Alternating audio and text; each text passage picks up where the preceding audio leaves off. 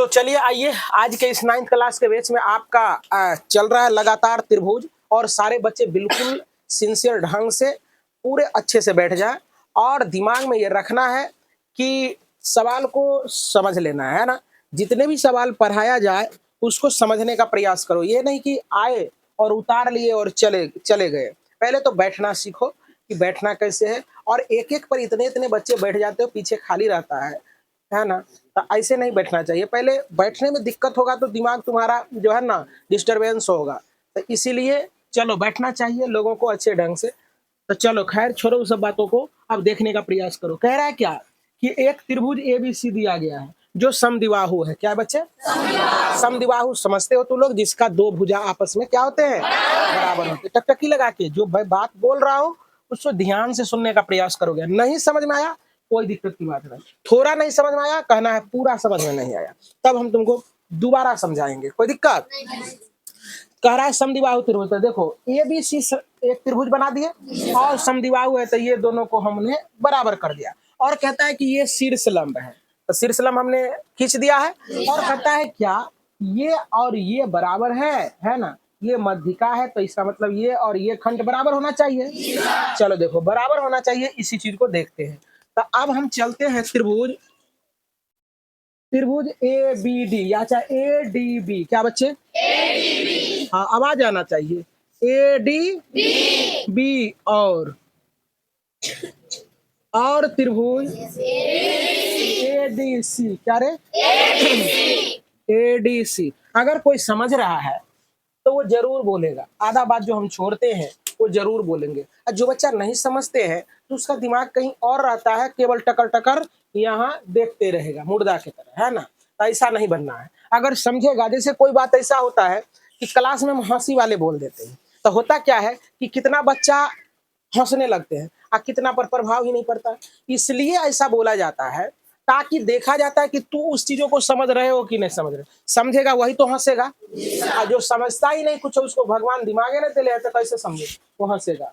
इसलिए जो भावुक होने वाले बात है उस पर भावुक होना भी जरूरी है, हंसने वाले बातों पर हंसना भी जरूरी है ना। कहानी देखना, पागल को क्या करेगा, पागल जब रहेगा देखना बेमतलब का हंसेगा, हंसने वाला बात पर कुछ नहीं, कोई इमोशन नहीं रहता है क्या। तो इसलिए क्लास में चंगा बैठने का प्रयास करो, है ना, और चंगा बैठोगे जो बात बोलते हैं उसको सुनने का प्रयास करो अच्छे ढंग से। चलो करें।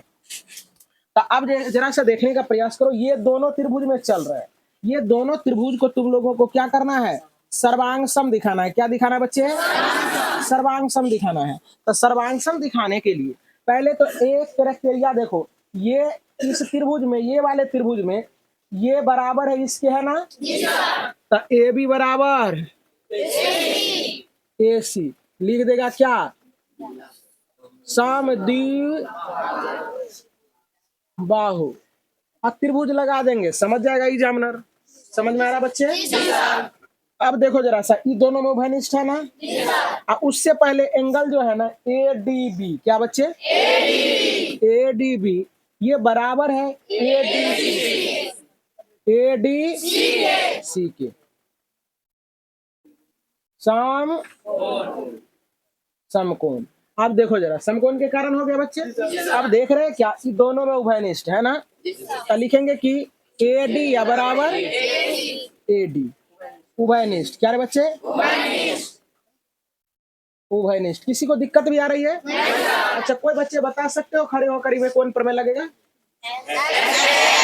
बिल्कुल गलत बात बोला है, बिल्कुल गलत बात बोला है।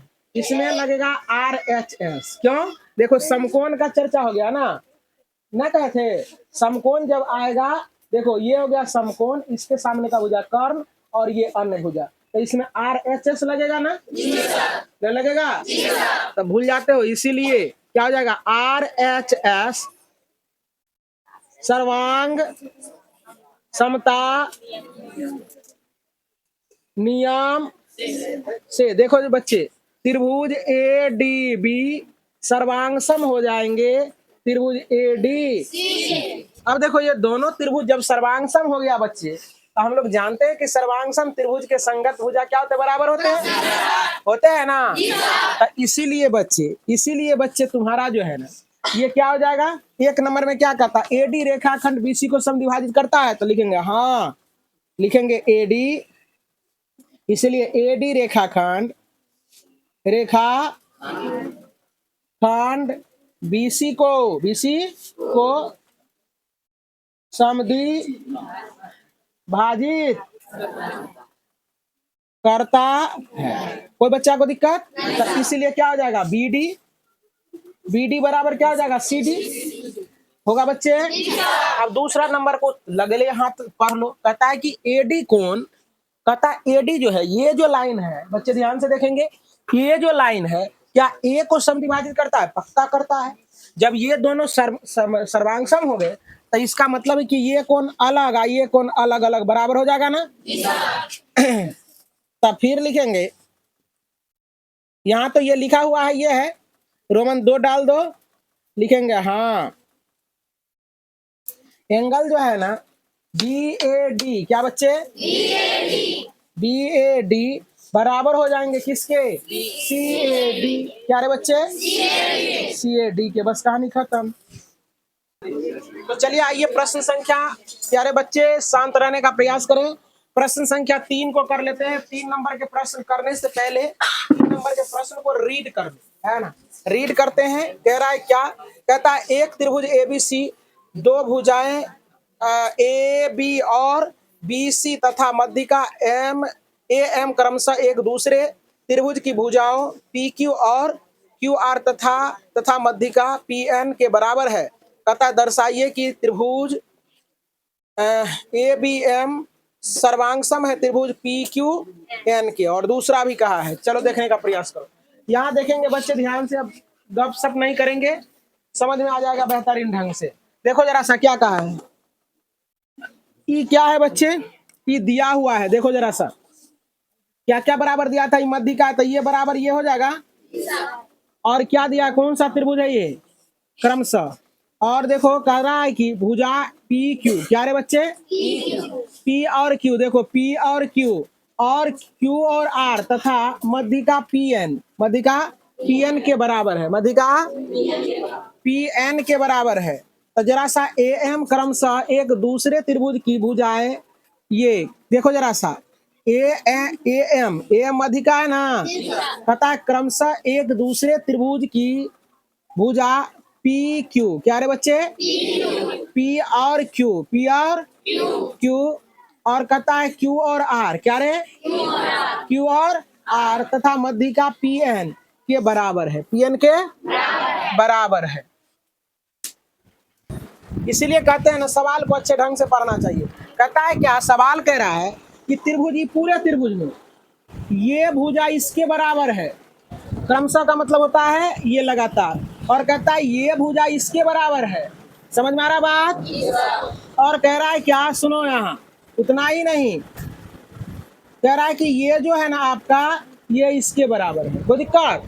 तो अब देखो कह रहा है क्या, त्रिभुज ABM ये वाला त्रिभुज में, तो लिखेंगे,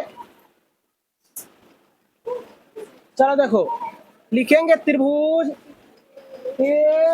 AMB, चाहे ABM, क्या रे, ABM और त्रिभुज देखो बच्चे क्या हो जाएगा, PQN, ध्यान जा रहा है, PQN में, PQN में देखो जरा सा, इसके ये बराबर है ना, तो क्या लिखोगे, AB बराबर PQ, झट से बोलना चाहिए अगर समझता तो। देखो लड़का कैसे बैठा हुआ गोपाल को। अब देखो ये बराबर, मध्यिका भी बराबर है, AM बराबर PN। अब देखो ये मध्यिका क्या है, तो ये भी बराबर इससे होगा, तो क्या हो जाएगा, BM बराबर QN। कौन प्रमेय से सर्वांगसम हो जाएगा, इसीलिए SSS सर्वांग समता नियम से त्रिभुज ABM सर्वांगसम हो जाएंगे त्रिभुज किसके, पी क्यू। तो बच्चा को दिक्कत। अब फिर देखो, अब दूसरा पार्ट में चलते हैं। तो दूसरा पार्ट क्या कह रहा है, ध्यान से देखने का प्रयास करें। तो दूसरा पार्ट ये पहला था। अब हम लोग दूसरा कर लेते हैं लगे हाथ, है ना। चलो देखो, जगल है ना, करा ए बी सी और पी क्यू आर क्या सर्वांगसम है। तो चलो देखो, लिखते हैं त्रिभुज ए बी सी और त्रिभुज पी क्यू। ई12 में क्या हो गया रे, ई12 का आदमी में बोलता है, क्या लिखेंगे। अब देखो इसमें ये पूरे त्रिभुज में ले रहे हैं, ये पूरे और ये पूरे, कोई दिक्कत रे। चलो बच्चे, तो इसमें हो जाएगा ए बी बराबर किसके हो जाएंगे, ए बी बराबर पी क्यू नहीं होगा। देखो लाठी लेते हैं तो तू लोग जोर से बोलता है, ए बी बराबर क्या हो जाएगा, पी क्यू हो जाएगा ना, पी क्यू। अब देखो फिर से, ये ए सी बराबर पी क्यू होगा, तो ए सी बराबर पी आर इसने लिखता है ना। चलो देखो, आप सुनो, ये त्रिभुज पहले से ये त्रिभुज और ये त्रिभुज को सर्वांगसम कर रखे हैं ना। तो इसका ये एंगल है, इसका ये एंगल बराबर हो जाएगा, समझ रहे हो, महादेव के नाम से। चलो एंगल बी बराबर एंगल क्यू होगा रे, ये सर्वांगसम त्रिभुज के कारण, त्रिभुज के कारण कौन प्रमेय लगेगा बच्चे, इसीलिए एस ए सर्वांग समता नियम से त्रिभुज ए बी सी सर्वांगसम हो जाएंगे त्रिभुज पी क्यू आर के। बस कहानी खत्म। चलो देखने का प्रयास करेंगे, सवाल को बच्चे रीड कर लेंगे अपने अपने, है ना। चलो सवाल क्या कह रहा है, इस चीजों को देखते हैं। कह रहा है कि एबीसी एक त्रिभुज है, एबीसी एक त्रिभुज है, क्या है बच्चे, जिस पर की है बीई जो है ना, बीई एसी पर और सीएफ जो है ना एबी पर, ये शीर्ष लंब है, जो कि दोनों आपस में क्या है, बराबर है। तो कहता है आप सिद्ध कीजिए कि ये जो त्रिभुज है क्या ये समद्विबाहु त्रिभुज है। तो समद्विबाहु त्रिभुज तब होगा ये बच्चे जबकि ये बराबर ये हो जाएगा ना। चलो हम लोग चलते हैं, करते हैं, लिखेंगे त्रिभुज ए बी ई, क्या रे बच्चे, ए बी ई और त्रिभुज ए सी एफ में। कोई दिक्कत को बच्चा को ध्यान से देखेगा। वो लड़की वीराना कुमारी को कुछ नहीं समझ में आ रहा है, खाली वो टठर मटर मूली डोला रही है, तब ना टेस्ट में पास नहीं करती है। चलो आ देखो, वो टठर मठर कर रही, खाली उसका चेहरा देखो ना क्या क्या कर रही है। देखो जरा सा, ये समकोण है बच्चे, ए ई बी, खाली वो देखने के लिए, मेला देखने के लिए आती है। एंगल ए बी ई बराबर हो जाएंगे ए एफ सी, क्या रे, ए एफ सी होगा बच्चे। यही वाले त्रिभुज और ये वाले त्रिभुज को लेके चले, ठीक ना। तो अब जरा सा देखने का प्रयास करो, तो ये समकोण के कारण, समकोण किसके कारण, ए ई बी, ए लड़की को जो करे थे इसलिए मिस्टेक हो गया, ए ई बी। चलो देखो, और फिर देखो जरा सा बच्चे, एंगल ई जो है ना ये उभयनिष्ठ है ना बच्चे, ए बराबर एंगल ए, उभयनिष्ठ एंगल आ रहे हैं। चलो वहीं चलो आते हैं, उभयनिष्ठ है। और उतना ही नहीं, भुजा बी, क्या रे, बी बराबर क्या है, एफ सी होगा ना, उभयनिष्ठ बराबर शीर्ष लंब, बराबर दिया है, खाली लिख देगा, दिया है। कोई दिक्कत, तो कौन सा प्रमेय लग जाएगा, क्या लगेगा, ए एस। ये नियम पढ़ा था, नियम से त्रिभुज ए बी ई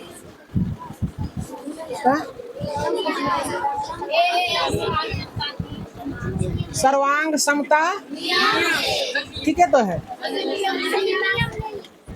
नियम नहीं लिखे तो क्या दिक्कत है? हम तो सोचे कोई जुलूम हो गया, हमको ऐसा लगा कि बड़का जुलूम कर दिए हैं। समता नियम सर्वांग समता से लिख दिए तो ना हुआ वो? हाँ ना हुआ रे। बाप को बाबू कहो, बाप को पप्पा कहो, बाप को डैडी कहो, बाप को बाबूजी कहो, बात बराबर है क्या रे ना? तब ये सब दिमाग हमरा तो करे जाए धक धक करने लगा, क्या हो गया है ना? हम बना रहे उधर से बोल रहा है। तो चलो ए बी ई और सर्वांग सम हो जाएंगे किसके रे बच्चे? ए सी। ये आपकी कोई दिक्कत? अब देखो बच्चे, ये त्रिभुज ये सर्वांग सम हो गए किसके है? इसके। देखो कैसे कैसे है, ये ऐसे है और ये ऐसे है, तो इसका मतलब इस त्रिभुज का संगत भुजा इस त्रिभुज का संगत भुजा बराबर हो जाएगा। इसीलिए क्या हो जाएगा? ए बी बराबर ए सी, अतः बराबर हो गया तो समद्विबाहु ना हो गया। अतः त्रिभुज ए बी सी एक समद्विबाहु त्रिभुज है।